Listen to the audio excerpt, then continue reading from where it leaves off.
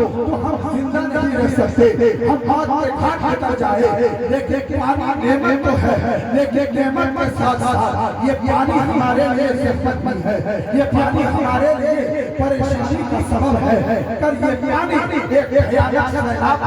اختیار کر لے تو اس پانی کی وجہ سے گاؤں کے گاؤں تباہ و برباد ہو جاتے ہیں، لہلہاتے چمکتا نام و نشان مٹ جاتا ہے، چنانچہ بلند و بالا مضبوط عمارتیں خس و خاشاک کی طرح بہتی ہوئی نظر آتی ہے۔ سب نے اس علاقے میں ان چیزوں کا مشاہدہ کیا ہے، اس سے پتہ چلا پانی اگر ہمارے لیے نعمت ہے تو وہ اگر اپنا رخ بدل دے تو ہمارے لیے ضرورت بھی ہے۔ یہی ہوائیں ہمارے لیے اللہ کی بڑی عظیم نعمت ہے، لیکن یہی ہوا اگر اپنا رخ بدل دے، طوفان کی شکل اختیار کر دے، آندھی کی شکل اختیار کر دے، 300-400 کلومیٹر کی رفتار پر جب یہ ہوا چلنے لگتی ہے، آنکھوں نے دیکھا ہے ان منظروں کو کہ جب یہ ہوا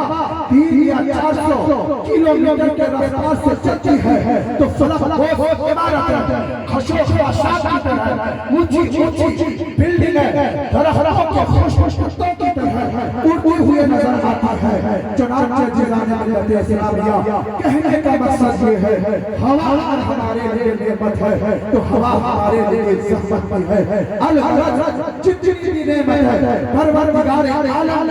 ہمارے لیے پیدا کی ہے، ہمیں عطا کی ہے، وہ اگر ہمارے لیے نعمت ہے تو ہمارے لیے زحمت بھی ہے۔ لیکن میں آپ کو یہ بھی بتا چلوں، ایک نعمت عظمیٰ ایسی ہے کہ پروردگار عالم نے جب اس نعمت عظمیٰ کو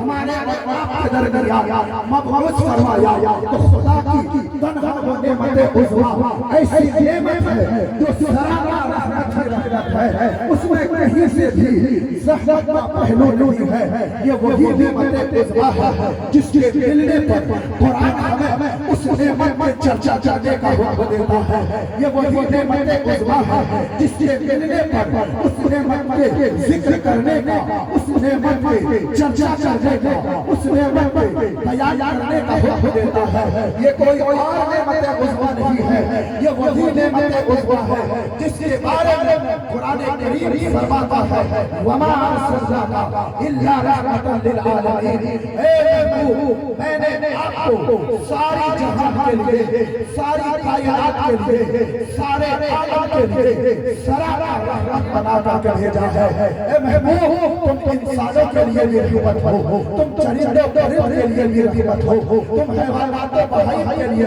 بھی رحمت ہو۔ الحضرت اے محبوب، میری جتنی مخلوقیں ہیں، میری ہر مخلوق کے لیے اے محبوب تم سراسر رحمت کی رحمت ہو۔ ذرا غور کرو مسلمانوں، یاد کیجئے اس وقت کو جب ہر طرف ظلم کی، جب ہر طرف ظلم و ستم کی گھٹاٹوں تاریکیاں چھائی ہوئی تھی۔ یاد کیجئے اس وقت کو جب دنیا نے